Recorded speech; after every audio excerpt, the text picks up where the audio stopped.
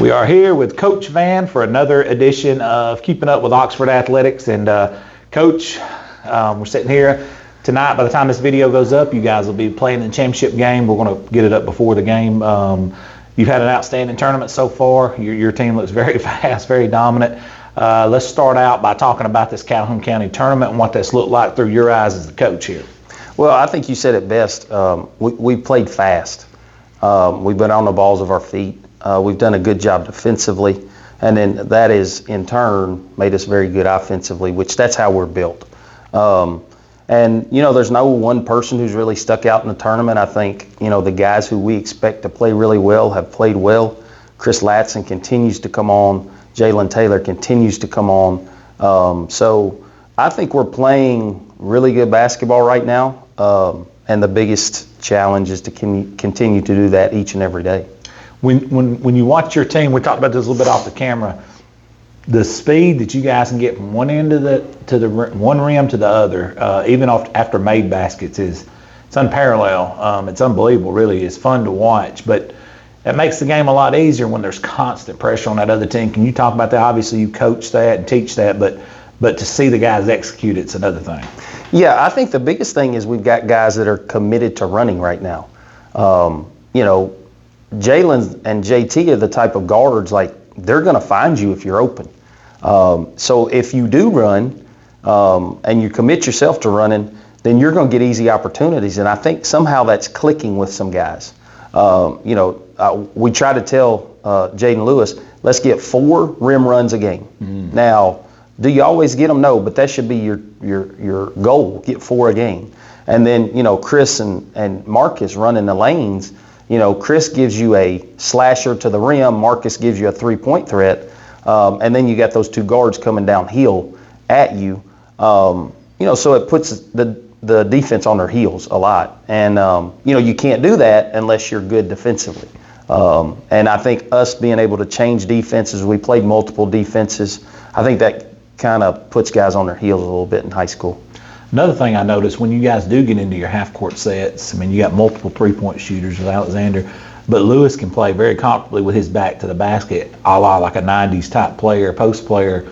And then again, you said you got slashers on top of that, Perry hitting threes. Very hard to defend, but obviously it's good for you is to pick your poison type. Talk about your half-court sets a little bit and what that looks like. Well, we're not a team that's built to come down and run 45 seconds off the clock. That's just not who we are. So what we try to do is more of like if we had a shot clock, is to get whoever you want, not necessarily the shot for, but whoever you want involved in the action, we'll get him in the action. We try to do a lot of ball screens with Jalen Alexander because he's good off ball screens. We try to get Jaden Lewis like rolling to the rim, or maybe a pick and pop where he can catch and shoot or rip and drive it. Try to get Marcus Perry on some type of screen to the perimeter, and try to get Chris. And what we've told Chris is, you're our best cutter. So make sure that you're playing off the ball so that you can kind of see where the angle is to cut. And, I think the biggest key is having Jalen Taylor to be able to take the ball out of Jalen Alexander's hands, and now you can have Marcus and Jalen coming off screens. And I think that makes us a lot more potent. But Anthony Bush has played great around the rim. Connor Richards-Hagen's played well, and I can't speak highly enough about Cooper Romano and his play off the bench. He's been tremendous. You're talking about a kid who's on the balls of his feet. Now he's aggressive, and he's coming at you. And he got rewarded last night. He made 2 threes. He's just playing really well. And so we're excited where we're at. We'd like for a couple more to come on and be able to give us some minutes and just kind of see where it takes us.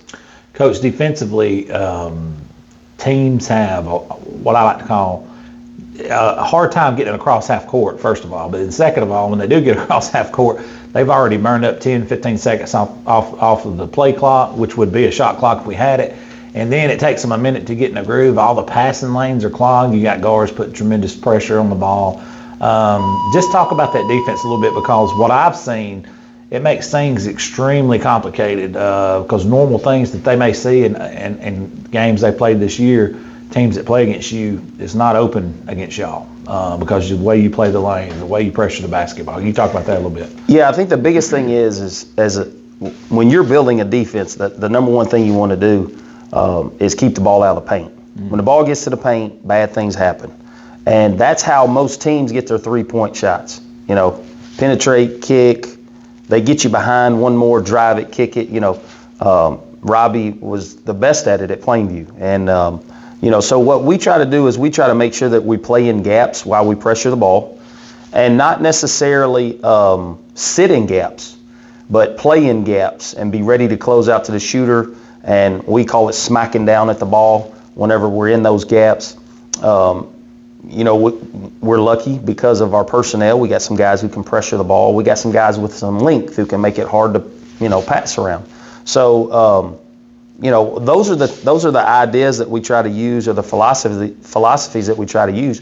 But I think the biggest key this year has been able to change defenses. When you start out and you're pressing man, and you kind of see how that's going, and then all of a sudden you come out and we're in a 1-3-1, and then all of a sudden you come out and we're back in our fist, which is a matchup 2-3, and then all of a sudden we're back pressing 1-2-1-1, and then we go to our 1-2-2 back to man. That can be a lot for a high school kid to kind of deal with, and that's the goal, and all the credit goes to our players because it takes high basketball IQs to be able to do all those things, understand what you're doing. And we've gotten better and better at it. And we've gotten better and better at communicating it and understanding, like, when do we change defenses? And I think that's been a key to us. But bottom line is you're going to win championships based on you being able to guard. You got to score. I've been in, the regional tournament, scored 25 points. Obviously, you can't win without scoring. But if you score 25 points, you got to hold the other team 24. That's right. That's just the bottom line, That's right. So defense wins championships. Offense wins a lot of games.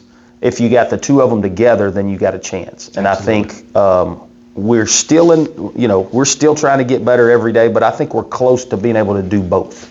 Coach, you know who your opponent is, Alexandria. I'm sure you've gotten to see some of them. McDowell's a special player. He's kind of their engine, so to speak. I mean, he makes them go. But they got some scrappy guards that really take care of the basketball and value it, shoot it well. Talk about Alexandria a little bit. Well, I said it last night. I got so much respect for Will and, the way he does things. I got to meet his dad whenever I was recruiting Will at Jack State, and, a plethora of knowledge. So I know what Will knows, and I've coached against Todd before when Todd was the head coach. So I've got a lot of respect for those guys, and I know Will is going to have them ready to play.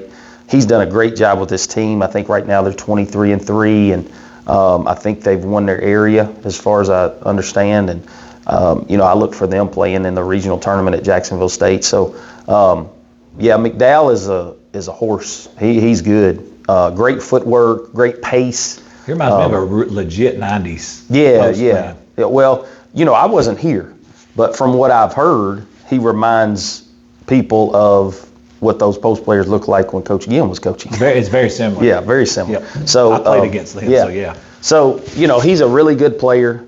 Will does a great job of spacing the floor with those other guys around him, guys who all can make shots. And like you said, they're very gritty. They've got a lot of pride in what they do, and we know that.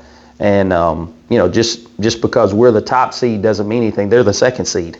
So, you're looking at that. Well, to me it's evenly matched. And we're gonna have to play good basketball to be able to win the game. Hopefully, it'll be a great atmosphere. I'm sure it will be. I'm excited about it. I'm excited about being able to compete against them because I know they'll bring the best out in us. And we've got to be ready for a fight. We got to do a great job of rebounding the ball and making sure that, McDowell's going to get his. You just can't let him completely control the game. Yeah. And you got to do a good job against the rest of those guys. It'll be fun to watch him and Jaden Lewis go at it. In the paint. That's Big J is a good adversary for him.